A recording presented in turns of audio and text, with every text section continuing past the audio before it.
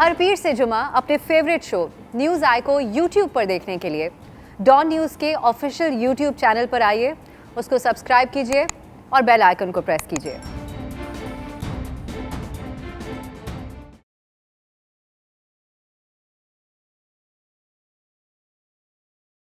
السلام علیکم، میں ہوں ابسا کومل۔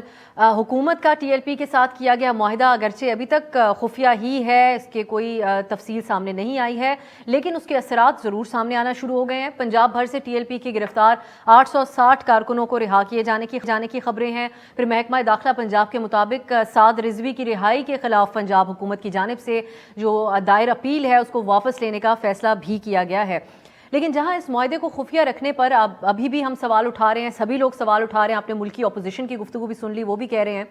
مفتی منیب الرحمان کی کل کی گفتگو بہت اہم ہے، جس میں وہ یہ کہتے ہیں کہ ٹی ایل پی کے مطالبات میں ایک تو انہوں نے یہ بھی بتایا، ایک انکشاف کیا کہ فرانس کے سفیر کو نکالنے، سفارت خانہ بند کرنے یا یورپین یونین کے ساتھ تعلقات کو ختم کرنا شامل ہی نہیں تھا۔ ساتھ ہی انہوں نے یہ بھی کہا کہ ایسا کہنا سراسر جھوٹ ہے، یہ بات کہنا جو حکومت نے کہی تھی، اور جب حکومت کے با اختیار لوگ جو ہیں وہ جھوٹ بولنا شروع کر دیں تو پھر کیسے کسی پہ اعتماد کیا جا سکتا ہے۔ اور یہ بھی انہوں نے کہا کہ جو حکومتی لوگ میڈیا پر کارستانیاں دکھا رہے تھے ان کا اس معاملے سے کوئی تعلق ہی نہیں تھا۔ مفتی منیب الرحمان کا اشارہ یقیناً وزیر اطلاعات فواد چودھری اور وفاقی وزیر داخلہ شیخ رشید کی طرف تھا۔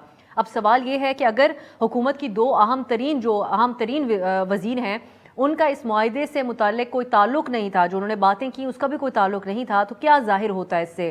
کس بات کو یہ چیز واضح کرتی ہے کہ یقیناً حکومت اس حوالے سے ان کا کوئی کردار نہیں تھا۔ مفتی منیب کے بیان کو مولانا بشیر فاروقی، جن کا اس سے پہلے بیان آیا تھا، اس سے بہت زیادہ تقویت ملتی ہے، وہ بھی کنفرم کرتے ہیں اس بات کو، اور واضح طور پہ انہوں نے ایک سوال کے جواب میں کہا کہ آرمی چیف کی برکتوں سے یہ معاہدہ ہوا ہے اور یہ معاملات سیٹ ہوئے ہیں۔ اب اس سے یہی ہم جاننے کی کوشش کریں گے کہ حکومتی بے اختیاری کا یہ جو عالم ہے وہ کیا ظاہر کرتا ہے، اور پھر ایک ہی ہفتے کے اندر اس تنظیم کو دہشت گرد اور بھارتی فنڈڈ قرار دینا، اور پھر وہ سب بھول بھلا کر ان کے ساتھ معاہدہ کر لینا اور اس کے اثرات بھی ابھی نظر آنا شروع ہو جانا ہمارا، یہ کس بات کو ظاہر کرتا ہے؟ ایسا تضاد اس سے پہلے کبھی نہیں دیکھا گیا ہے۔ اور اب تو یہ بھی باتیں سامنے آ رہی ہیں کہ پنجاب میں ٹی ایل پی اور پی ٹی آئی میں انتخابی اتحاد کا فیصلہ کیا جا رہا ہے، اس پہ بات چیت ہو رہی ہے۔ اس جماعت کی سیاسی پوزیشن کے بارے میں بھی بات کریں گے، اور اپوزیشن جماعتیں پیپلز پارٹی اور مسلم لیگ نون یہ مطالبہ کر رہے ہیں کہ اس معاہدے کو یہ مینشن کرنا ضروری ہے کہ عوام کا بھی حق ہے رائٹ ٹو انفارمیشن کے حوالے سے، قوانین کے حوالے سے، کہ ان کو بتایا جائے کہ ان کے نام پر کیا معاہدہ ہوا ہے اس تنظیم کے ساتھ جو بار بار باہر نکل آتی ہے اور پرتشدد ہے، اور پھر ان شہید پولیس اہلکاروں جس میں روز بروز اضافہ ہو رہا ہے۔ آج گجراوالا کے کھیتوں سے ایک اور پولیس اہلکار کی لاش برآمد ہوئی ہے جسے ان مظاہرین نے شہید کیا ہے۔ ان کے اہل خانہ کا بھی حق بنتا ہے کہ ان کو پتہ چلے کہ ان کے پیاروں کو مارنے والوں سے ریاست نے ایک بار پھر کس بنیاد پر معاہدہ کیا ہے۔ اور پروگرام کے آخر میں ہم اسپیشل کامنٹ لیں گے۔ اس ساری صورتحال میں بھی آپ نے دیکھا ہوگا کہ میڈیا بہت کنفیوز رہا، میڈیا کو ایک کشمکش میں رکھا گیا کہ کیا رپورٹ کرنا ہے اور کیا نہیں کرنا۔ اس بات سے بھی اس کا اندازہ ہو سکتا ہے کہ جو ایک پریس کانفرنس کی گئی تھی اس میں میڈیا کو سوال بھی نہیں کرنے دیے گئے، اس معاہدے کے بعد ہوئی تھی اور اس کو اجازت نہیں تھی میڈیا کو۔ اس میں بات کریں گے کیونکہ آج بڑا خاص دن ہے، آج 2 نومبر ہے، international day to end impunity for crimes against journalist. دنیا بھر میں جو جرائم صحافیوں کے خلاف ہوتے ہیں اس کے خلاف آج کا جو دن ہے اس حوالے سے منایا جا رہا ہے۔ بات کریں گے پروگرام میں تفصیلی طور پر ان تمام معاملات پہ۔ ہمارے ساتھ سینئر صحافی اور resident editor Dawn Fahad Hussain صاحب اسٹوڈیو میں موجود ہیں، بہت شکریہ آپ کا، اور air vice marshal retired Shahzad Chaudhry صاحب بھی موجود ہیں، آپ دونوں کا بہت بہت شکریہ۔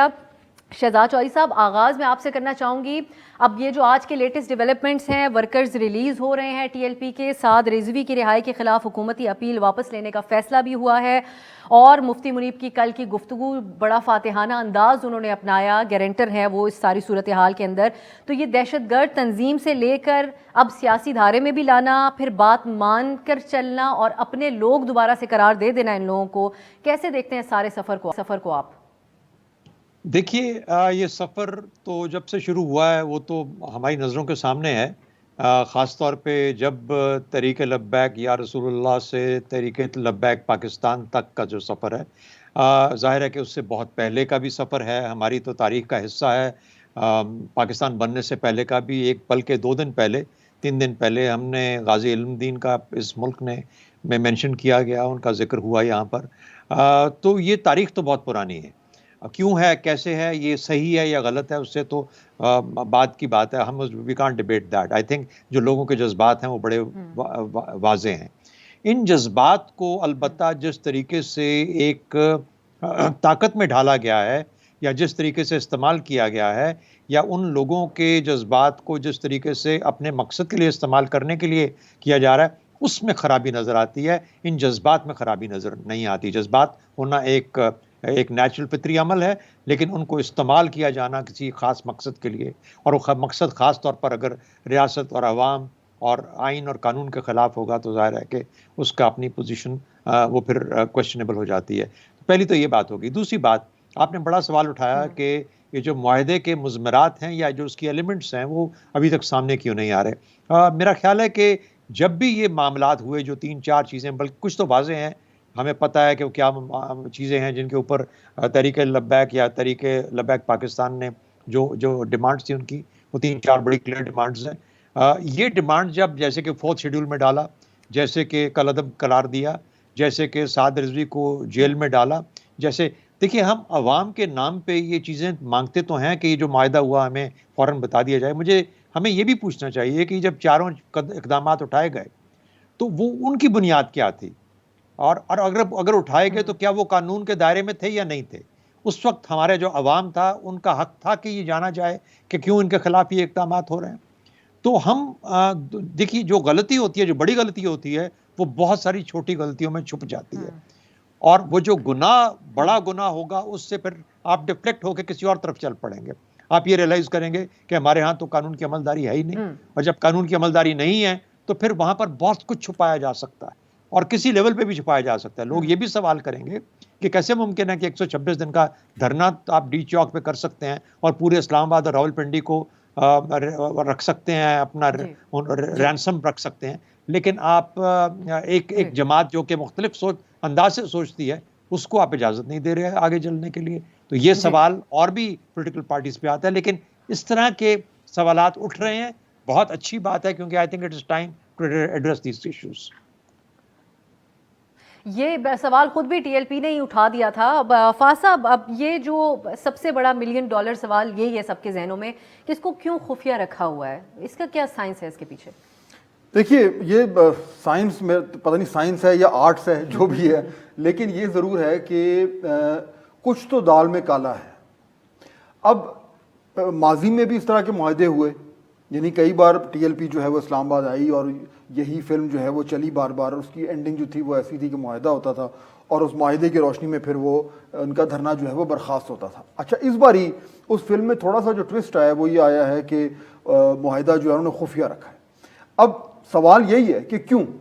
اچھا، میں نے جب یہ لوگوں سے پوچھا کہ یہ آپ نے کیوں رکھا ہوا ہے تو مجھے جواب یہ ملا کہ جی وہ اس لیے رکھا ہوا ہے، اور واللہ عالم یہ بات درست ہے کہ نہیں ہے، میں تو آپ کو بتا رہا ہوں جو موقف ہمیں سننے کو مل رہا ہے وہ یہ ہے کہ اگر اس معاہدے کے جو تمام تر جو کانٹینٹس ہیں، جو مندرجات ہیں، اگر وہ ابھی فوری طور پر منظر عام پہ آ جاتے تو اس پہ اس طرح کی بحث چھڑ جاتی اور اس طرح کی تنقید شروع ہو جاتی، یا ایک طرف اس کی حمایت ہوتی، ایک طرف اس کے اوپر جو ہے وہ مخالفت ہوتی، تو وہ اتنا بڑا ایشو بن جاتا کہ اس معاہدے پہ جو عمل درآمد ہے اس میں کچھ پیچیدگیاں آ جاتی. تو وہ تو ابھی زیادہ خراب نہیں ہو گیا جب مفتی صاحب اس کے اوپر بات کر رہے ہیں؟ اب دیکھیے نا، یہ بات آپ کی درست ہے. تو وہ اس منطق کے تحت اگر انہوں نے یہ کیا ہے تو میرے خیال میں جس طرح آپ نے ذکر کیا کہ اس کے چند گھنٹے بعد مفتی صاحب نے جا کے جو باتیں کی اس سے بات وہ چھڑی گئی. مجھے یہ لگتا ہے کہ ایک وجہ اس کی یہ ہے کہ حکومت شاید یہ چاہتی ہے کہ پہلے دھرنا ختم ہو جائے، جو اس معاہدے میں لکھا ہوگا کہ جناب یہ شرائط ہم مان لیں گے، اس کی روشنی میں آپ اپنا دھرنا ختم کر دیں. تو اب کیونکہ اس پہ دستخط ہو گئے ہیں اور اس میں وہ مفتی صاحب بھی انوالو ہو گئے ہیں اور کچھ لوگ اس کے گارنٹر بھی بن گئے ہیں، تو لگتا تو یوں ہے کہ اس کے اوپر عمل درآمد شروع ہو جائے گا. جب دھرنا اٹھ جائے گا اور یہ لوگ گھر چلے جائیں گے اور رستے کھل جائیں گے اور زندگی معمول کی طرف واپس آ جائے گی، پھر حکومت کے خیال میں جب وہ اس کی معاہدے کی جو اگریمنٹ کے جو کانٹینٹس ہیں جب وہ پبلک ہوں گے تو شاید اتنا شور نہ مچے جتنا پہلے بنا. تو یہ نہیں کہ پہلے معاملے کو تھوڑا ٹھنڈا کر دیں اور پھر اس کے بعد کھولیں. تو مجھے یہ منطق نظر آ رہی ہے. لیکن دیکھیے، وہ آج اگریمنٹ کو اوپن کریں یا وہ آج سے 6 دن بعد کریں، اگر اس میں وہی کچھ ہے جو سننے میں آ رہا ہے تو میرا خیال ہے اس میں کوئی شک نہیں کہ حکومت نے گھٹنے ٹیکے. یہ بالکل ایسا ہی ہے. اور پھر اب کابینہ کو بھی معاہدے کے حوالے سے اعتماد میں لیا, اب اتحادیوں کو بھی پرائم منسٹر صاحب نے اگر لے رہے تو یہ لگتا ہے صرف یقیناً میڈیا کے اوپر بحث نہیں چاہ رہے اور اس کے اوپر اوپینینز نہیں چاہ رہے ہوں گے, جو کہ ابھی بھی آ رہے ہیں سامنے, کیونکہ مفتی صاحب بھی اس کے بارے میں بات کر رہے ہیں اور دیگر ذرائع سورسز بھی اس بارے میں بات کریں. شہزاد صاحب, ایک یہ جو سچویشن ہم نے دیکھی ہے کہ قومی سلامتی کی میٹنگ ہو یا پھر کابینہ کی, جس کے بعد حکومت نے ایک کابینہ کی میٹنگ کے بعد فواد چوہدری صاحب نے اس جماعت کو دہشت گرد قرار دیا, اس ساری صورتحال میں اس کا یہ تاثر ملنا کہ وہ ریجیکٹ ہو گیا جو کابینہ کی طرف سے بعد میں آفیشلی فواد چوہدری نے موقف دیا تھا اور شیخ رشید صاحب نے, اور راتوں رات معاہدہ ہو گیا, یہ ایک کیسا پریسیڈنٹ سیٹ ہوا ہے اس ساری صورتحال میں؟ دیکھیے اب صاحب, مجھے لگتا ہے کہ ہوا اس مرتبہ یوں ہے, اور یہ کوئی چوتھی پانچویں مرتبہ یا 6 مرتبہ کہہ رہے ہیں کہ یہ لوگ آئے ہیں اور یہاں پر بیٹھے ہیں اور مختلف قسم کے معاہدوں کے بعد واپس گئے ہیں. اس دفعہ یوں ہوا ہے کہ ایک اوپینین بہت زیادہ جسے کہتے ہیں کہ انٹینس ہو گئی تھی about doing some thing about it, کہ اس کے بارے میں کچھ نہ کچھ کیا جانا چاہیے. یہ بارہا ہو رہا ہے, بار بار ہو رہا ہے, اور اس کو اس مرتبہ ہمیں بالکل دبا دینا ہے. اب اس سے پہلے پریپریٹری پیریڈ میں دیکھیے, اس سے پہلے کے جو معاملات ہوئے, سعد رضوی کو پچھلے پتہ نہیں کتنے ماہ سے قید رکھا ہوا, اس کے بعد کالعدم آپ قرار دیتے ہیں ایک سیاسی جماعت کو جو کہ سیاسی جماعت بن چکی ہے. جب وہ تحریک لبیک یا رسول اللہ سے TLP بنتی ہے تو وہ اصل میں سیاسی جماعت اپنے آپ کو ریگولرائز کرا لیتی ہے یا ہو جاتی ہے یا رجسٹر ہو جاتی ہے اور الیکشن لڑتی ہے آپ کے یہاں اور اتنے سارے ووٹ لیتی ہے, 22 لاکھ کے قریب کہا جا رہا ہے. اچھا, یہ ان چیزوں کے بعد آپ یہ سب کچھ کرنے کے بعد پھر آپ کے ہاں ایک اوپینین ڈیولپ ہوتی ہے, چاہے وہ گورنمنٹ کے کچھ حلقوں میں ہے یا مکمل گورنمنٹ کے اندر ہے, جس کا اظہار بھی بڑے کھلے عام کیا جاتا ہے کہ بس اس دفعہ ہم چھوڑیں گے نہیں. جب آپ اس قسم کا معاملے میں لے کے جاتے ہیں اور پھر پولیس پاکستان کی جو ہے وہ جو فرسٹ لائن آف ڈیفنس ہے وہ ایک طرح سے مار کھا جاتی ہے, اس کو بہت بری طریقے سے ٹریٹ کیا جاتا ہے یا وہ ان کو مقابلہ نہیں کر پاتی, تو now you bring the rangers آپ. رینجرز کتنی دیر ان کا آپ مقابلہ کریں گے؟ اچھا, اب رینجرز اگر نہیں کر پاتے تو پھر آپ کو فوج. ایک چیز یاد رکھیے, جب یہ جنرل اپنا چیف جسٹس افتخار صاحب کا وہ جو تھا ریسٹور ڈیموکریسی والا کاروان, جب وہ گجرانوالہ پہنچا تو جنرل کیانی کو کہا جاتا ہے, اور یہ سٹوری ہے اور بات بیٹھے ہیں, ہی کین آلسو کورابوریٹ, یہ کہا جاتا ہے ان کو کہ وہ ایکشن لیں. جنرل کیانی پریزیڈنٹ ہاؤس میں بیٹھ کے کہتے ہیں کہ ایکشن لینے کا وقت نہیں, آپ ان کی بات مان جائیے, اپنی فوج, آپ کی فوج آپ کے لوگوں کے خلاف کبھی استعمال نہیں کی جاتی ہے. تو از اٹ مینٹ کہ آپ فوج کو عوام کے سامنے کھڑا کر دیں؟ جب یہ اچھا, کوئی بھی گورنمنٹ کوئی بھی حکومت ہو, کسی قسم کا بھی ریاست ہو, وہ کبھی یہ معاملہ اس طرح نہیں کرے گی کہ آپ کی فوج, جب تک کہ وہ لوگ آپ کی ریاست کو اوورٹرن نہیں کرنا چاہتے, کانکر نہیں کرنا چاہتے. اور TTP کی بات کر لیجیے, کسی اور کی بات کر لیجیے. اچھا, وہ تو اس طرح سے جب آپ یہ فرق نہیں کریٹ کریں گے اور فوج کو لا کے کھڑا کر دیں گے, تو فوج کا جو پھر وہ ایڈوائس ہوگی NSC کے اندر ہو یا کسی طریقے سے ہو, وہ معاملہ بات چیت کے ذریعے حل کرنے کی ضرورت ہے, نہ کہ آپ ہمیں یا رینجرز کو جن کا تعلق فوج سے جوڑا جاتا ہے ان کو لا کے سامنے کھڑا کر دیں اور پھر لوگ مریں دونوں اطراف سے, اور پھر وہ ایک فوج اور عوام کے درمیان میں ایک جنگ کی کیفیت کریٹ کر دی.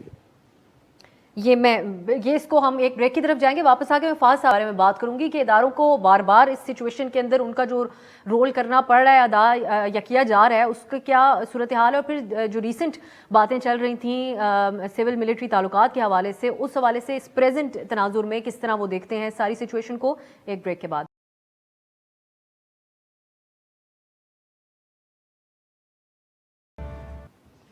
بریک کے بعد خوش آمدید. فاضہ, بریک سے پہلے اس طرح شہزاد صاحب بات کر رہے تھے, تو آپ کا کیا کامنٹ ہوگا اس بارے میں؟ ایک تو اداروں کا پھر جو بیچ میں آ جاتی ہے صورتحال, اور پھر جو ہم ریسنٹ کچھ دن پہلے تک ایک اور بحث چل رہی تھی سول عسکری تعلقات کے حوالے سے, تو اس ساری جو پریزنٹ سچویشن ہے اس کے اندر پھر یہ کیسا ہے اس حکومت کے لیے؟ دیکھیے افسا, یہ شہزاد چوہدری صاحب نے بہت ہی اہم بات کی ہے, میرے خیال اس پہ تھوڑی سی مزید وضاحت کی ضرورت ہے.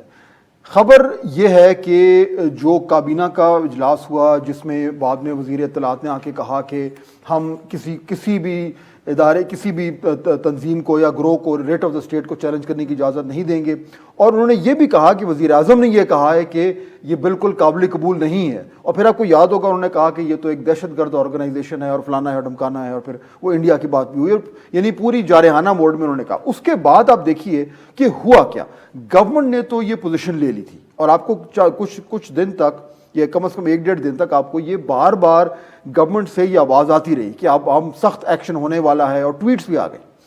لیکن شہزاد چوہے صاحب جو بات کریں بالکل درست ہے.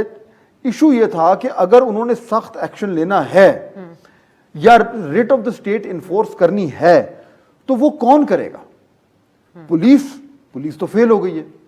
اور یہ ایک اور سوال بنتا ہے کہ ریٹ آف دا اسٹیٹ اگر آپ نے اسٹیبلش کرنی ہے اور آپ کو اس کو اسٹیبلش کرنے کی آپ کے پاس وہ صلاحیت ہی نہیں ہے تو پھر ایک بہت بڑا ایشو ہے. لیکن یہ ایک الگ ٹاپک ہو جائے گا. اچھا، اب پیچھے رہ گئے رینجرز. اب rate of the state establish کرنے کا مطلب کیا ہے کہ آپ گولی چلا دیں ان پہ؟ کیا کریں؟ یہ سوال اٹھا اور اس پہ اسٹیبلشمنٹ کی طرف سے یہ موقف آیا تھا کہ ہمیں اس طریقے سے جو ہے وہ آنکھیں بند کر کر ان کے اوپر اسٹرانگ آرم ٹیکٹکس استعمال نہیں کرنی چاہیے، ہمیں کو بیچ کا راستہ نکالنا چاہیے. اب مسئلہ کیا ہوا؟ حکومت نے ایک دم پوزیشن لے لی، حالانکہ اصولاً ان کو سب ایک پیج پہ نہیں تھے. دیکھیے اس سے تو یہی ظاہر ہو رہا ہے کہ آپ نے اگر ایک دم اتنی زیادہ پوزیشن لے لی اور اس کے بعد الٹیمیٹلی ہوا کیا؟ جہاں پہ کنکلوژن ہوا اس معاہدے میں اور جو حکومت اور وزیر اعظم کہہ رہے تھے اس میں کتنا فرق نظر آ رہا ہے آپ کو؟ یہ فرق صرف معاہدے کا نہیں ہے، یہ پیجز کا فرق ہے. اور یہ جو آپ بات کرنی تھی کہ جو پہلے سول ملٹری ریلیشن کے معاملات جو خراب ہوئے ہیں یا ان میں کوئی تناؤ آیا ہے، یہ ایک ٹیسٹ کیس تھا. اور میرے خیال میں اس ٹیسٹ کیس نے یہ ثابت کیا ہے کہ وہ جو ایک صفحے کا معاملہ تھا وہ اب یہاں تک پہنچ گیا. اب اس میں آپ کہیے کہ جناب اگر تھوڑا سا وزیر اعظم صاحب یا کابینہ اگر تھوڑا یعنی مزید سوچ سمجھ کے بات کرتی، پہلے صلاح کر لیتے اور پھر ایک لاہ عمل سامنے کرتے تو یہ شاید ایکسپوز نہ ہوتا. لیکن اس میں تو کوئی گنجائش رہ ہی نہیں گئی کہ گورنمنٹ کی پوزیشن کچھ اور تھی اور ہوا کچھ اور ہے. شہزاد صاحب، یہ بات ممکن ہے کہ حکومت خود سے آ کے دہشت گرد قرار دے دے اور دوسری طرف جو اداروں کو اس حوالے سے کوارڈینیشن نہ ہو اور اس کے بعد یہ ایک حتمی فیصلہ دے دیا جائے کہ یہ دہشت گرد ہیں، اور پھر ایک رپورٹ بھی جمع کرائی گئی ان کو کہاں سے پیسے آتے ہیں اور کس طرح آتے ہیں، اور بہت کانفیڈنٹلی فواد صاحب نے باتیں کی تھیں. دیکھیے بات یہ ہے کہ مفتی منیب الرحمان صاحب کا جو سٹیٹمنٹ جو ابھی آپ نے سنایا اس پروگرام کے شروع میں، اس میں تو واضح طور پر وہ یہ، اور اس سے پہلے بھی ان کے باقی سٹیٹمنٹس بھی اسی پروسیس کے ریلیٹڈ جو ہیں، اس میں انہوں نے کیا بولا؟ انہوں نے کہا جی کہ ہمیں جوش کی بجائے ہوش کی ضرورت ہے، ہمیں اس کو ایک معاملہ فہمی کے انداز میں اور سمجھداری کے ساتھ لے کے آگے چلنا ہے، اور ہمیں اس طرح کی ٹیم چاہیے جو کہ اس معاملے کو اس طریقے سے سلجھا سکے اور الجھائے مت. جب یہ ہوا تو 3 مختلف لوگ جو ہیں ان کو نامینیٹ کر دیا گیا، اور جو پہلی ٹیم آئیڈینٹیفائی ہوئی تھی وہ ہٹ گئی وہاں سے. اچھا، اس کا مطلب ہے کہ some corrective hand was already in play. That mean شروع میں جو ٹیم بنائی گئی تھی وہ جب کسی جگہ پہ اکٹھے بیٹھے اور کہا گیا کہ کام ایسے نہیں اس طریقے سے ہوگا تو پھر اس کو اس طرح سے کرنا پڑا. حکومت کے پاس طاقت کیا ہے؟ حکومت کے پاس 3 طاقتیں ہیں. ایک قانون، آبویسلی ان کے پاس بہت بڑی طاقت ہے، آئین ان کے پاس بہت بڑی طاقت ہے، لیکن اس کے علاوہ آن دا فیلڈ کیا ہے؟ پولیس ہے، رینجرز ہے، اور اس کے بعد فوج ہے. یہ 3 ہیں جو کہ آرمڈ لا انفورسمنٹ ایجنسیز کے طور پہ آپ دیکھ سکتے ہیں. آپ سیکنڈ لیول پہ آلریڈی آ چکے ہیں، آپ کی پولیس رستے سے تقریباً ہٹ چکی ہے، اور آپ نے پھر پولیس کو رینجرز کے نیچے کر دیا ہے. تو اب اگلا مرحلہ کیا ہے؟ اگلا مرحلہ ایک اور چیز بھی یاد رکھیے، بھٹو صاحب کے زمانے میں لاہور میں حکم ملا، پولیس نے وہاں پہ لوکل پولیس نے اسٹرائک کی ذوالفقار علی بھٹو صاحب کے زمانے میں، وہاں پہ اور یہ کہا گیا کہ فوج کو باہر نکالا گیا اور فوج کو کہا گیا کہ گولیاں چلائی جائیں پولیس کے خلاف، کیونکہ وہ بھٹو صاحب کی بات کے خلاف ہڑتال پہ آ گئے تھے. سم آفیسرز ڈیسائیڈڈ کہ ہم یہ انلیگل آرڈرز ہیں، ہم ان کو فالو نہیں کریں گے، ہم اپنے عوام پہ گولیاں نہیں چلائیں گے. بے شک ان کو فوج چھوڑنی پڑی، لیکن اس طرح کی چیزیں جو ہیں یہ سامنے آ جاتی ہیں اور یہ مشکلات کھڑی کرتی ہیں فوج کے نظام میں، فوج کے ڈسپلن میں. اور وہ کون سی دنیا کی فوج ہے؟ دیکھیے ایک مرتبہ ہوا جبکہ 1971 میں آپ کی فوج اپنے عوام کے سامنے کھڑی ہوئی، نتیجہ کیا تھا؟ اسے ہم نے سبق سیکھا، سبق سیکھنا پڑتا ہے آپ کو. سو دیئرفور آپ یہ فوج دشمن کے لیے ہے، اپنے لوگوں کے خلاف استعمال ہونے کے لیے نہیں ہے. اگر آپ کا کوئی عمل فوج کو سامنے کھڑا کر دے گا اپنے عوام کے، تو اس کا مطلب ہے آپ کے تمام وہ جو شروع کے معاملات، انٹیلیجنس، پولیٹیکل تھنکنگ، پولیٹیکل سوچ، پولیٹیکل ول، پلانا، یہ سب چیزیں مکمل طور پر چودھری پرویز الہی سے کہتے وہ معاملہ رفع دفع کرا دیتے لاہور کے اندر ہی. کیوں نہیں کیا گیا؟ یہ وہ سوالات ہیں جو کہ جن کا جواب صاحب آپ کہیے پھر میں. جی ٹھیک. ٹھیک دیکھیے میں صرف اس میں ایڈ کرنا چاہوں گا, ابھی شہزاد چودھری صاحب نے کہا کہ ہم نے سبق کیا سیکھا. آئی تھنک یہ امپورٹنٹ چیز ہے. یہ معاملہ آج تو چلیں ختم ہو گیا, لیکن یہ پچھلے سال بھی ہوا, اس سے پچھلے سال بھی ہوا, اس سے پچھلے سال بھی ہوا, اور یہ اگلے سال بھی ہوگا. سوال یہ ہے کہ سبق ہم نے کیا سیکھا تاکہ اگلے سال یہ نہ ہو, اور اگر ہو تو اس کو کیسے ٹیکل کرنا ہے. کم از کم 2 لیولز پہ ہمیں گفتگو کرنی چاہیے. ہمیں سے مراد ہے کہ حکومت کو, جو کہ نہیں ہو رہی. پہلی چیز جو ابھی بات ہو رہی تھی کہ دیکھیے آپ نے اگر اپنی ریٹ آف دا اسٹیٹ جو ہے وہ انفورس کرنی ہے, جو کہ کرنی چاہیے, اصولاً بات پرائم منسٹر کی غلط نہیں تھی, لیکن آپ کے پاس اگر وہ ابیلٹی نہیں ہے کرنے کی تو پھر وی ہیو اے پرابلم. آپ کی پولیس کے پاس وہ ابیلٹی نہیں ہے. یعنی کسی کراؤڈ کو روکنے کے لیے گولی چلانا تو بالکل ہی یعنی کہ آخری حال ہوتا ہے نا. وہ اس پہ تو جس طرح شہزاد چودھری صاحب کہہ رہے ہیں کہ اس پہ تو ہمیں سوچنا بھی نہیں چاہیے. اس کے درمیان وہ تمام کون سے آپشنز ہوتے ہیں جو ایک پولیس فورس کو آنے چاہیے. کیا وہ پولیس فورس اس کے لیے ٹرینڈ ہے, اس کی اس طریقے سے کیپیبلٹی ہے, اس کے پاس اس طرح کا اکوپمنٹ, سارا کچھ وہ نہیں ہے. اور ہم دیکھتے ہیں ہر سال یہ ثابت ہو رہا ہے. لیکن کیا ہم نے اپنی پولیس کو بہتر کیا؟ یہ تو اب صاحب وہی پنجاب کی پولیس تھی جس کو ایک انقلابی تبدیلی آنی تھی, آپ کو یاد ہوگا. لیکن دیکھیں کہ ہر سال نہ صرف وہ فیل ہو رہی ہے, اس کے لوگ شہید ہو رہے ہیں. تو پہلا سبق تو آج کے بعد ہم نے کیا سیکھا کہ نہیں سیکھا. اور دوسرا بریفلی صرف ایک جملہ کہ آپ نے اگر ٹی ایل پی کے معاملات کو سلجھانا ہے تو اس کے لیے صرف ڈنڈا یا صرف مذاکرات نہیں, آپ کو ایک تھوڑا سا گہرائی میں جا کے دیکھنا ہے کہ کل کو اگر یہ پھر سے آتے ہیں تو ہمیں کیا کرنا ہے. وہ ایک دم نہیں ہوگا, ابھی سے کرنا پڑے گا. لیکن افسوس سے کہنا پڑتا ہے کہ ہم لوگ صرف فوری معاملے کو نمٹاتے ہیں, پھر سو جاتے ہیں.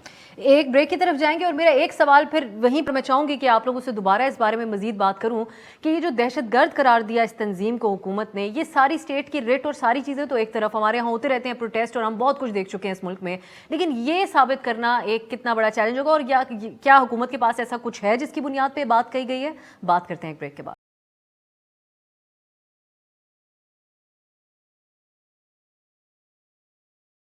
بریک کے بعد خوش آمدید. شہزاد صاحب, میں اس تنظیم کی جو سیاسی موجودگی ہے اس ملک کے اندر اس پہ بھی آؤں گی تفصیلی طور پہ, لیکن وہی سوال جو بریک سے پہلے تھا میں چاہوں گی اس پہ آپ بات کریں کہ کیا آپ کی نظر میں جو دہشت گرد قرار دیا گیا اس تنظیم کو یہ اداروں کے ساتھ ایک پیج پر ہو کر کسی کوارڈینیشن کے تحت نہیں قرار دیا گیا, حکومت نے بس خود سے یہ بات کہہ دی, یہ اس کے پیچھے کیا آپ کو نظر آتا ہے, کیسے ہو گیا یہ؟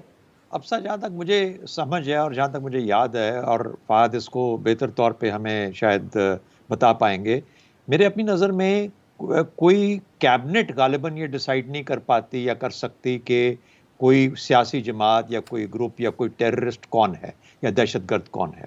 یہ جو ڈیفینیشن ہے, یہ آئی تھنک جہاں تک مجھے یاد پڑتا ہے یہ نیشنل اسمبلی آف پاکستان کی یا ہماری پارلیمنٹ کی طاقت میں آتا ہے, ان کے نیچے آتا ہے. They are required. کسی آدمی کو ایلین ڈکلیئر کرنا ہو, کسی جماعت کو دہشت گرد جماعت ڈکلیئر کرنا ہو تو وہ کریں گے national assembly of Pakistan, the parliament of Pakistan. یہ میرا نہیں خیال, گورنمنٹ اس معاملے کو لے جا سکتی ہے پارلیمنٹ میں, کیبنٹ کے ڈیسیجن کے اوپر یہ لے جا سکتی ہے, یعنی کیبنٹ کا اگر یہ ریکمنڈیشن ہو for a debate, and then I think وہاں پہ اس کے بعد فیصلہ ہوگا کہ اچھا یہ کیا تمام جو پارلیمنٹ آف پاکستان اس کے بارے میں کیا سمجھتی سوچتی ہے. ایک تو یہ تھی. لیکن دوسری بات میرا خیال ہے جو بڑی وجہ اس قسم کی جو گفتگو ہوئی اس معاملے کے دوران, وہ اس کی وجہ یہ تھی کہ ایک عوامی رائے کو یہ بڑھاوا دیا جائے اور قائم کی جائے, غالباً اس تیاری میں کہ جو وہ سمجھتے تھے کہ وہ ایک شوٹ آؤٹ یا خون جو بہے گا یا اس کے لیے ایک اس طرح کی جو چیز ہے اس کو دیکھیے کتنا غلط کام ہوتا اگر وہ کام ہوتا. ایک تو خون بہنا جو بہا اس کا بھی افسوس, اور اس سے زیادہ اگر بڑھ کے ہوتا اور دونوں اطراف سے ہوتا, اور ایک طرف چاہے ایک ہی طرف ہوتا, بہت ہی خطرناک بات, پاکستان میں آگ لگانے کے مترادف تھا. اور اس سے بڑھ کے یہ کہ آپ ایک ایسی چیز کو انیشیٹ کرتے جس کا پھر آپ کے پاس کنٹرول نہیں تھا. عمران خان صاحب کا اپنا کہنا ہے کہ آپ جنگ چھیڑ تو لیتے ہیں لیکن جنگ ختم کرنا آپ کے بس میں نہیں ہوتا. تو یہ ایک انٹرنل وار تھی جو کہ انیشیٹ ہونے جا رہی تھی. کیا وجوہات تھیں, کیا سوچ تھی, یعنی یہ بہت ہی ناپختہ سوچ تھی اور ناپختہ ایڈوائس تھی پرائم منسٹر آف پاکستان کو جب اس راستے پہ ڈالا گیا. تو میرا اپنا نظریہ یہ ہے کہ یہ ایک تو آپ کا جو سوال اس کا جواب یہ بنتا ہے کہ parliament of Pakistan is authorised and empowered to do that, and no one else they can take the matter to the parliament but let the parliament decide. یہ تو پھر اتفاق صاحب بڑی تشویشناک بات ہے کہ اگر شہزاد صاحب سے بات کریں, ہم اندازوں کے مطابق ہی بات کریں, تو پھر محض عوامی رائے کو, جذبات کو مد نظر رکھ کے حکومت نے दहशत गर्दी करार दे दिया। उस रिपोर्ट का क्या जो जमा कराई गई थी इनके फॉरेन अकाउंट्स के हवाले से, एक और चीज़ पे भी कमेंट कीजिएगा इसके साथ ही शामिल करके। प्राइम मिनिस्टर साहब ने आज वज़रा को कह दिया आप सब यक ज़ुबान रहें। कैबिनेट के अंदर जो बातचीत हुई उसी के बारे में तो ऐलानात किए जाके, और किसी वजीर ने इस पर कोई बात नहीं की है। तो प्राइम मिनिस्टर खुद ही नहीं मुश्किल में डाल देते अपने वज़रा को? मुझे बहुत फवाद चौधरी साहब पे बड़ा मुश्किल उनका वक्त है, जो उनसे सवालात करते हैं उनको जवाब नहीं देते। बिल्कुल है। देखिए, क्योंकि जो फवाद चौधरी साहब की जो शुरू के बयानात थे वो वही हैं जो कहते हैं कि जी मेरा ये नज़रिया है, लेकिन उसके बाद जो हुकूमत की पॉलिसी हुई है, यानी जो अग्रीमेंट है, हम जाहिर बात है उसको हुकूमत की पॉलिसी ही समझेंगे, वो उसके बरक्स है जो वो कहते रहे, और उसके भी बरक्स है जो वज़ीर आज़म उनके मुताबिक कहते रहे। तो यहाँ तो हमें बिल्कुल एक क्लियर यू टर्न नज़र आ रहा है। अच्छा, अब सवाल ये है कि अब ये कहना अपने वज़रा को कि अब आप एक ज़बान से बोलें, वो एक ज़बान से क्या बोलें?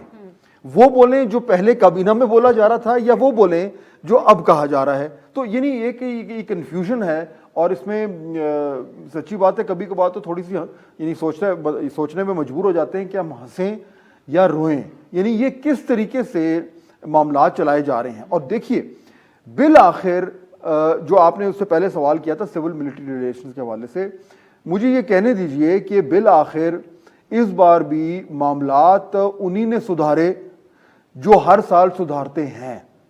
अब इसमें कितना हुकूमत का अमल दखल था, कितना उन मुख्तलिफ वज़रा की टीमों का था जिनको एक रिवॉल्विंग डोर पॉलिसी के तहत चलाया जा रहा था, लेकिन इशू सवाल वही उठता है कि अब इस वक्त वजीर अगर कोई आके बोले तो वो क्या बोले? आप देख रही हैं कि वो लोग आजकल उन्होंने चुप का रोजा रखा हुआ है। एक ऐसा उनका मिजाज नजर आ रहा है, खासतौर पे फवाद चौधरी साहब को और शेख रशीद साहब। कौन से ऐसे वक्त होते हैं कि जब उनके पास कुछ नहीं होता कहने को? बट दिस इज वो रेयर टाइम्स चल रहे हैं। और आपको याद होगा कि अभी जब फवाद चौधरी साहब से पूछा गया, कल शायद उन्होंने कहा शाह साहब से पूछे।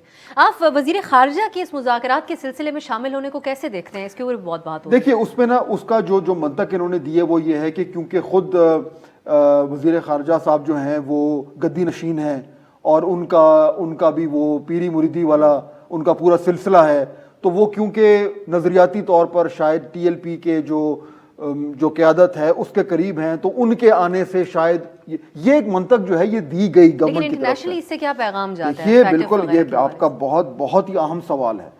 कल को अगर कोई इस तरह का इशू खड़ा होता है, हमें नहीं मालूम है FATF में होता है, कहीं और पे होता है, वहां पे वजीर खारजा ने ही जाके ही बात करनी है। तो मेरे ख्याल, मुझे नहीं मालूम कि ये हुकूमत में किसी ने ये सोचा कि कल को ये इशू खड़ा हो सकता है, उन्हें यही फुटेज दिखा के कहा जा सकता है जनाब आपने तो ये अग्री किया ये सारा कुछ। तो ये बिल्कुल आपकी बात दुरुस्त है। मेरे ख्याल में हुकूमत ने न तो ये कि इस मामले को सही तरीके से सोचा, और ना ही उसको सही तरीके से टैकल किया, जिसके नतीजे में अब हमें हर तरफ कंफ्यूजन नजर आ रहा है। शहजाद साहब, इस जमात की सियासी प्रेजेंस इस हद तक है कि पिछले आम इंतखाबात में हमने देखा कि 5वें नंबर पर नजर आई वोट्स लेने के एतबार से। अब आपकी नज़र में ये जो सियासी जमातें हैं मौजूदा, उनके लिए कितना बड़ा चैलेंज है इस वक्त, और कौन सी जमात के लिए एक बड़े चैलेंज के तौर पर सामने आ सकते हैं?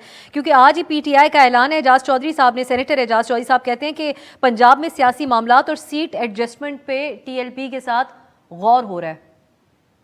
जी अफसर, TLP असल में पंजाब में तीसरी बड़ी कुव्वत है, शायद मुल्क भर में 5वीं बड़ी कुव्वत होगी सियासी, और लेकिन पंजाब में तीसरी बड़ी कुव्वत है।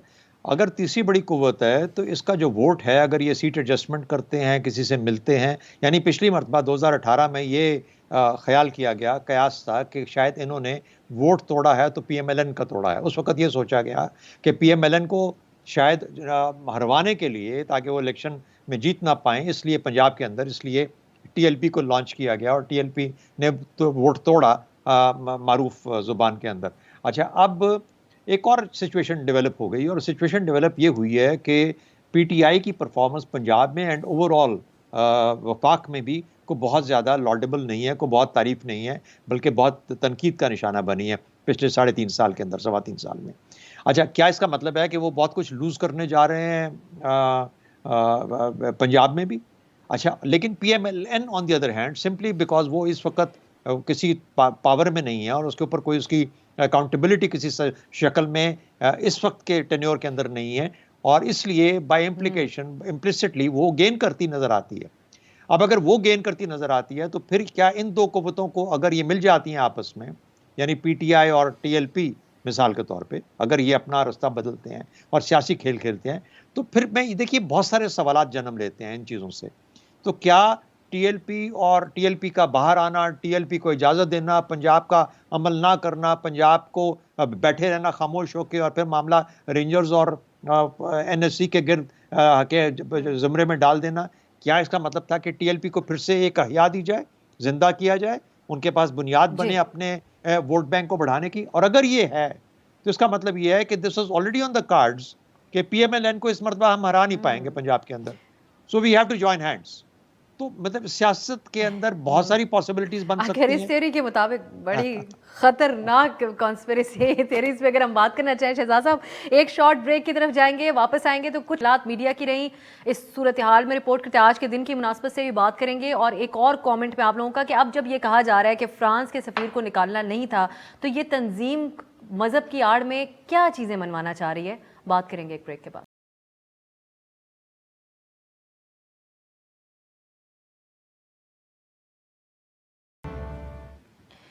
بریک کے بعد خوش آمدید. ہم گفتگو کر رہے ہیں جو معاہدہ ہوا اور اس کی تفصیل ابھی تک سامنے نہیں آئی, لیکن آج کی خبریں یہی ہیں کہ پرائم منسٹر نے کابینہ سے بھی اس کو ڈسکس کیا, اس کے اوپر اعتماد میں لیا اور اپنے اتحادیوں سے بھی اس بارے میں بات کرنے جا رہے ہیں. فاضل صاحب, میں ایک اور بہت امپورٹنٹ پوائنٹ ہے, میں چاہوں گی اس کے اوپر ہم بات کریں. اس تنظیم بار بار یہ آ جاتے ہیں, ان سے ان کو سیاسی ان کی موجودگی بھی سب حقیقت ہے, سب کچھ سامنے ہے, ان کے مطالبات بھی مان لیے جاتے ہیں, لیکن ہمیں کتنی سنجیدگی سے اس سچویشن کو اینالائز کرنے کی ضرورت ہے. جہاں آج مفتی منیب کہہ رہے ہیں کہ کوئی فرینچ ایمبیسیڈر والا تو شرط تھی نہیں, اس کے علاوہ وہ اساد رضوی اور کارکنان کی رہائی کی بات ہو رہی ہے, ہمیں یہ لگ رہا ہے شاید اس معاہدے کے اندر کوئی ایسی بھی بات ہو, ان کا مطالبہ کہ سیاسی طور پہ ہمارا ساتھ دیا جائے.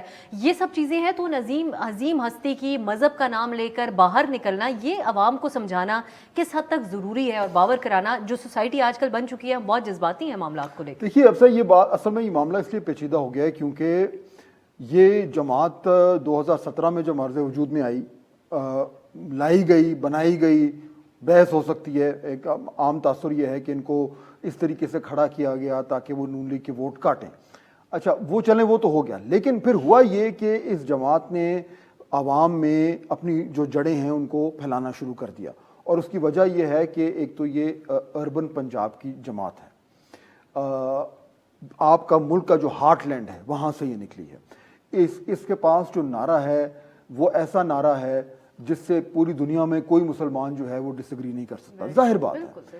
اچھا اب وہ ان کا نظریاتی نعرہ ہے, لیکن وہ پھر ان کا سیاسی نعرہ بھی بن گیا, اور جب نظریات اور سیاست آپس میں ملیں تو ایک بڑا ڈیڈلی کمبینیشن بنتا ہے. چنانچہ شروع جیسے بھی ہوئی جماعت, اس نے جس طرح شہزاد جو ایسا بالکل درست کہہ رہے تھے 22-22.5 لاکھ ووٹ لیے. اب وہ ایک سیاسی حقیقت ہے. اس وقت اگر آپ اس کے اوپر کسی بھی طریقے سے کچھ بھی کرتے ہیں کہ سیاسی, تو اگر لا اینڈ آرڈر کی صورتحال پہ, تو وہ آپ نہیں کر سکتے, کیونکہ یہ ٹی ٹی پی کی طرح نہیں ہے جس کے پیچھے کوئی پبلک اوپینین نہیں ہے. اس جماعت کے پیچھے بہت بڑا پبلک اوپینین ہے. چنانچہ اب اس سے ڈیل کرنا جو ہے وہ اتنا آسان نہیں ہے جتنا کہ پہلے تھا. اور اگلے الیکشن میں جو ایک عجیب سی بات ہے کہ جب یہ پرتشدد واقعات کرتے ہیں تو ان کی سٹرینتھ بڑھ جاتی ہے, اگلے الیکشن میں یہ میجر فورس بن کر ابھر رہے ہیں. یہ اویئرنیس شہزاد صاحب دینا بہت بھی, ہم نے رپورٹنگ بھی بہت سینسیٹیو انداز میں کی, اس پہ تبصرے بھی پروگرام میں سب لوگوں نے, اور اپوزیشن تک نے اس کے اوپر کوئی اس طرح کی بات نہیں کی ہے, لیکن یہ کتنا ضروری ہے اس بات پہ زور دینا, یہ دیکھتے ہوئے ساری چیزوں کو کہ جو نکلے ہیں باہر یہ اپنے ذاتی مفادات کے تحت نکلے ہیں. عوام کو یہ بات سمجھ آنا اور سمجھانا کتنا ضروری ہے, بجائے اس کے کہ ہم اسی چیز کا سہارا لیتے رہیں کہ مذہب کی بات ہو رہی ہے تو بڑی سینسیٹیو بات ہے. انہوں نے اساد رضوی کی رہائی چاہی تھی, ان کو باقی لوگوں کی رہائی چاہی تھی, اور استعمال کیا گیا مذہب کا نام اس میں. اب سب پہلے تو مجھے ذرا کلیریفائی کرنے دیجیے, آپ نے کانسپریسی کا نام لیا میرے پچھلے جواب میں. ہمارے ہاں ایک اور ٹرم ہے ہائپوتھیسز. ہم ہائپوتھیسز ڈیولپ کرتے ہیں اور اس کے بعد دیکھتے ہیں کچھ ان میں سے صحیح ہوتی ہیں, کچھ صحیح نہیں ٹرن کرتی ہیں, but you are prepared for everything. تو پالیٹکس تو ہے ہی ممکنات کا کھیل, تو اس لیے اس ممکنات کے اندر سے اس قسم کی بات نکلتی ہے, پاسبلٹی جہاں بنتی ہے ان کو جوڑا جاتا ہے, اور یہ ممکن ہو جاتا ہے کہ شاید یہ بھی ایک ممکنات میں سے ہو سکتا ہے.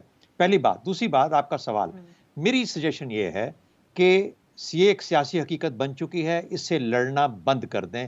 Don't deny your self this thing. اپنے آپ کو اس کو یعنی اس کو ہم اب اس کی نفی نہیں کر میں سکتے. ایک بات کہہ لوں شہزاد صاحب، میں ہاں. قطع کلامی کی معذرت، جس طرح پی ٹی آئی اعلان کرتی تھی کہ ہم سارے کرپٹ لوگوں کو ختم کریں گے، وہ نہیں کر سکے، وہ ریفارمز کر دیں گے، وہ نہیں کر سکے، تو یہ بات زبان زد عام ہو گئی کہ بہت بڑے بڑے نعرے کرتے تھے دھرنے کے سٹیج پہ. تو یہ بات اگر یہ سیاسی حقیقت ہے بھی تو اس جماعت کے بارے میں بھی سب کو معلوم ہونی چاہیے کہ جس لیے باہر نکلے تھے وہ ان کے یہ مفادات تھے، وہ جذبات نہیں تھے جو تمام مسلمانوں کے ہیں. اچھا، پہلی بات تو یہ ہوگی. دوسری بات یہ ہے کہ ان کا جو نعرہ ہے وہ بھی موجود ہے اور یہ نعرہ ہمیشہ رہے گا. اس نعرے سے بھی ہم نہیں لڑ سکتے اور نہیں لڑنا چاہیے. یہ نعرہ ہر مسلمان کے دل میں بستا ہے، ہر پاکستانی کے دل میں بستا ہے. ایک تو یہ بنیاد. تو ان دونوں چیزوں سے ان کو لڑنا یا ان کو نیوٹرلائز کرنا ایک امپاسبلٹی بن چکی ہے. تو آپ کے پاس تیسرا راستہ کیا ہے؟ تیسرا راستہ یہ ہے کہ treat it as a political party, ایک سیاسی جماعت کے طور پہ اس کو حقیقت مان کے یہ اسی طریقے سے کام کرنی چاہیے اس کو جس طریقے سے پی ٹی آئی کرے گی. ان کے لیڈران باتیں کریں گے، کچھ وعدے کریں گے، کچھ پورے کر پائیں گے، کچھ نہیں کر پائیں گے. اور پھر چوتھی بات، آج تک ہمارے تاریخ میں کوئی مذہبی سیاسی جماعت اس طرح کی پوزیشن نہیں لے پائی ہے کسی الیکشن کے اندر جہاں پر کہ وہ حکومت بنا سکے، وفاقی حکومت بنا سکے. اس لیے اس پارٹی کے بھی چانسز اس طرح کے بہت کم ہیں. آپ اس کو ریگولیٹ کر سکتے ہیں، آپ اس کو ملا کے ساتھ چل سکتے ہیں، لیکن اس کے آگے دیواریں کھڑی کرنے سے معاملہ اور زیادہ خراب ہوگا پاکستان کے مستقبل کے لیے اور پاکستانیوں کے لیے. وہ نہیں کرنا چاہیے. اس لیے آئی ووڈ اسٹرانگلی سجیسٹ کہ یہ جو اس کی ڈیفائنس ہے وہ نہیں ہونی چاہیے، اس کی ریگولیشن کی طرف سوچنا چاہیے. بالکل صحیح. ماضی کو رکھتے ہوئے سامنے آپ نے یہ بات کی ہے. فاضل صاحب، اب آخر میں ایک اور صورتحال، میڈیا بہت کشمکش میں رہا، آج بڑا خاص دن بھی ہے صحافیوں کے خلاف جو جرائم ہوتے ہیں ان کے اوپر. اب اس سچویشن میں ہم کتنا بڑی ایک تشویش کی سچویشن رہی جہاں پریس کانفرنس ہوئی، ادھر سوال کرنے کی اجازت نہیں تھی. تو اب آج اتحادیوں کو بھی پرائم منسٹر نے اعتماد میں لے لیا، اس کے علاوہ اپنی کابینہ کو بھی، لیکن باغ تو سارا جانے ہے لیکن میڈیا نہیں جانے ہیں. تو کیا وجہ ہے اس کی؟ دیکھیے، وہ جو جس پریس کانفرنس کو آپ حوالہ دے رہی ہیں وہ تو واقعی میں ایک عجیب سی صورتحال تھی. اور مجھے حیرت نہ صرف سیاستدانوں پر ہے بٹ کچھ حد تک جو ہے نا وہ مجھے ہماری اپنی برادری پر بھی ہے. دیکھیے، پریس کانفرنس کا مقصد کیا ہے؟ یعنی یہ سب کو پتہ ہونا چاہیے کہ اس کا مقصد یہ ہے کہ آپ حکومت میں جو بھی شخص ہے وہ آ رہا ہے، کوئی بھی شخص ہے وہ بات کر رہا ہے اور سامنے پریس کے لوگ بیٹھے ہوئے ہیں اور پھر وہ لوگوں کے بہاف پر ان سے سوال کریں گے. ان سوالوں میں تنقید بھی ہوگی، اس میں وضاحت بھی ہوگی.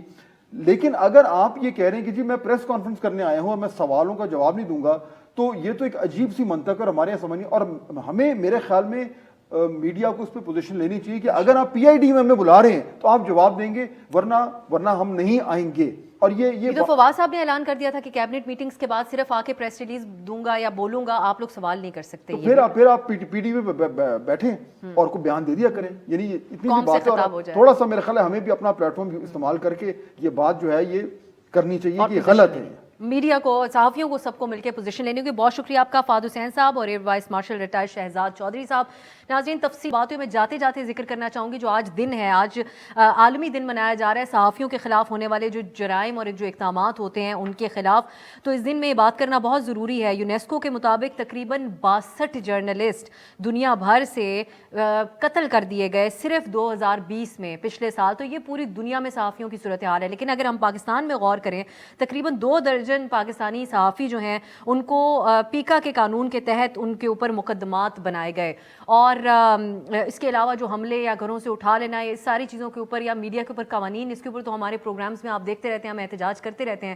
تو یہ آج کا جو دن ہے اس میں یہ عہد کرنے کی بھی ضرورت ہے کہ تمام جو صحافی ہیں وہ پوزیشن لیں، اور خاص کر جو حکومت بھی کر رہی ہے، سوالوں کے جواب نہیں دے رہی ہے. اور اس کے علاوہ حکومتوں کو بھی سوچنے کا اراؤنڈ دا ورلڈ اور خاص کر پاکستان میں کہ یہ الزامات کب تک ہمارے اوپر لگتے رہیں گے، اس کے اوپر یقیناً کچھ کرنے کی ضرورت ہے. آج کے لیے اجازت دیجیے، خدا حافظ.